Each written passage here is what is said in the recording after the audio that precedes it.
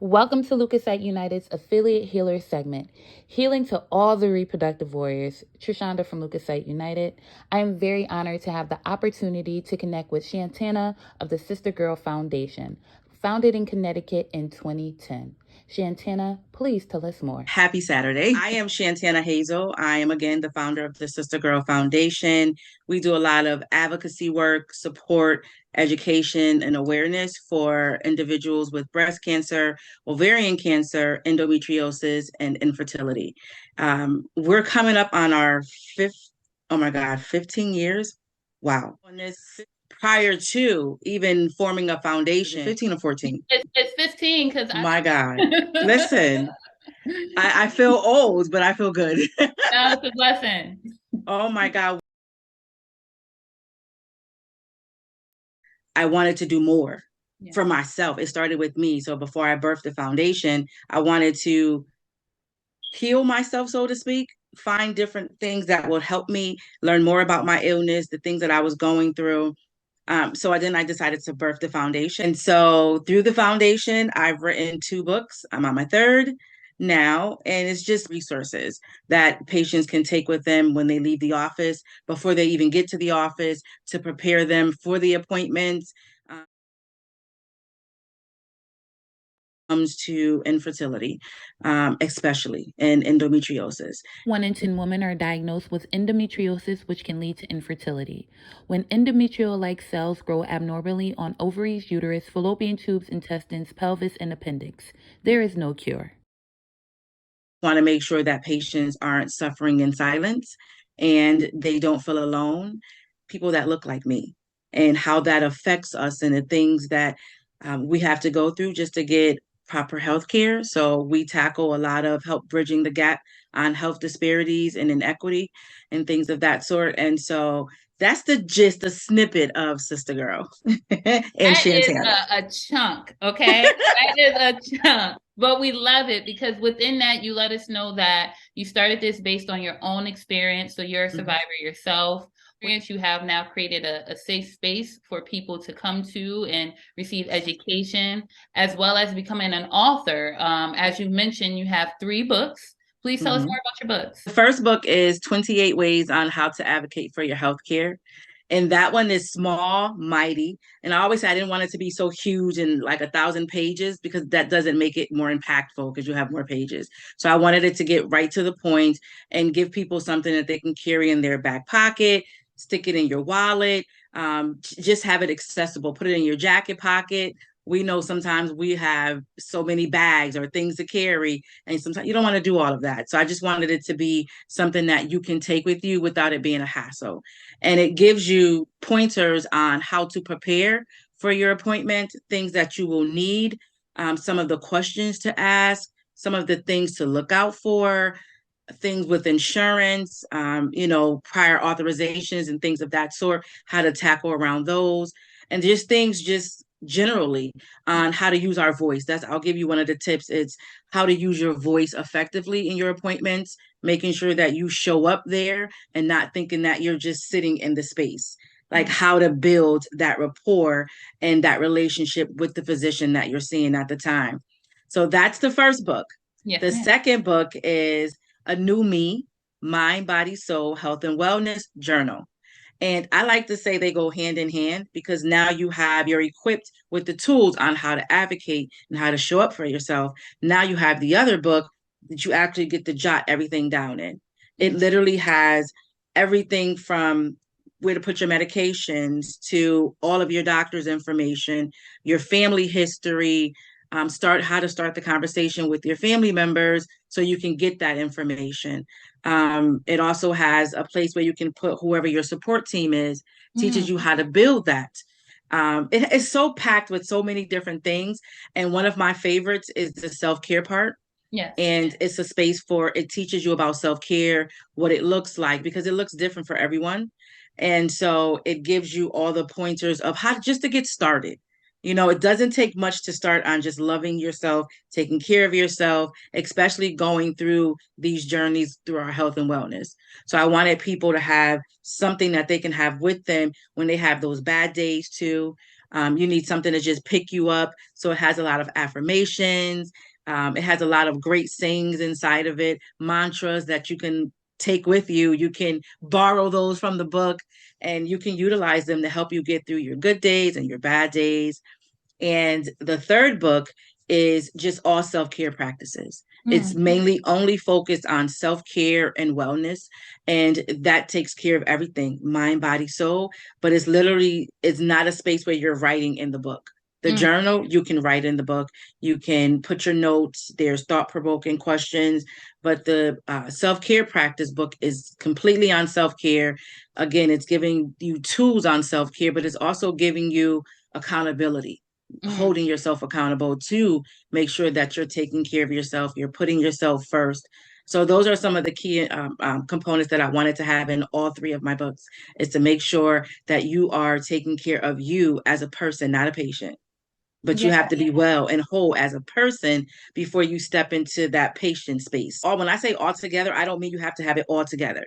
I mean that if you don't have those tools to help you get through as a person, then when you step into that space when you're dealing with your health, then that you're not going to be well in that sense, because you're going to be full of anxiety and then depression. So just trying to combat all of those different things before you even step into a doctor's appointment. So those are the things that the book serves. That is beautiful. Now, where can Thank we you. access these books? They're on my website, Yeah. which is sister-girl.org. All the books are there. I also have some on Amazon as well. I have ebooks, and I'm about to put out the audiobooks too.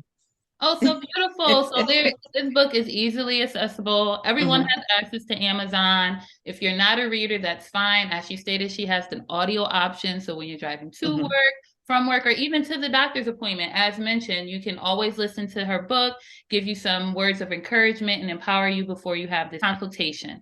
So that is amazing. Thank you so much Thank for you. that. Now, Thank you. you're welcome. I want to touch point on, you said something, the color of my skin should not determine the quality of my treatments. Now, can you Mhm. emphasize on that a little bit for us? And I felt in that moment when you just read that piece, I felt in that moment that there was so much discrimination in regards to my healthcare. There we And go. that wasn't the only doctor that I faced that in. There was things I didn't have access to, and no one told me about certain programs or certain medications. And it was just as if I wasn't sitting there. I didn't exist, but I was there. I had an experience, and going through my endometriosis journey, my beginning doctor said something to me that stuck with me throughout all the years. And I was in my 20s when this happened. I'll be 48. I'm telling my age because I'm just blessed to even still be here. Good. So I will be 48 next weekend. Next And don't weekend. look it. And don't look it. Thank you. Okay. And so he said to me, you should be stronger than that. Like I should endure pain. You people. When he said the you people, it struck me. I'm listening to my doctor say this, and he says, Black women endure pain better. So he said that I was complaining, I was exaggerating and overreacting. So Mm. I didn't get the care from him that I should have received, because he just looked at my skin color and said that I should be enduring pain better than what I was presenting, I guess, to him at the time. Mm. And so when he said that to me, sit in the room and never really say much. And I felt that that was trauma from that first physician that said that to me. And so I would just listen to the doctor. Whatever they told me to do, I just did it. I never questioned them because I felt intimidated. And I have to be honest, because I know a lot of other people feel the same way going through their journeys. At some point, I said, no, I am going to do everything in my power to make sure that we don't go through that. We don't have to sit through appointments and feel that way, but educating the physicians on how to treat patients as a whole, not just because of our color of our skin. I should receive the same care that someone else receives. And so that's why that piece was very important to me, because I struggle with getting diagnosed with my infertility as well as endometriosis. And I also have rheumatoid arthritis. And so I struggled going into those spaces trying to get proper health care. And it was lacking. And it was lacking because of the color of my skin. This is beyond unfortunate.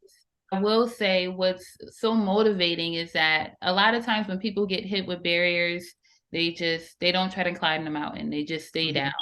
You Yeah. took that barrier and you transformed it into opportunity, not just for yourself, but for other women, and not just predominantly women of color, but for all women. Hmm. Emphasizing that medical treatment should be received on a level of equality, regardless of your race and things of that nature. So we applaud you for that, and we thank you for that. Thank you. You're Thank you're you so very much. you're very welcome. That's very beautiful and is very powerful. Um, Now, as we close out, I just would like to reiterate the Sister Girl Foundation is an amazing place where you can have reproductive resources in reference to endometriosis, breast cancer, Yes. ovarian Hmm. cancer. They Hmm. have resources to make sure you maintain your wellness, um, Hmm.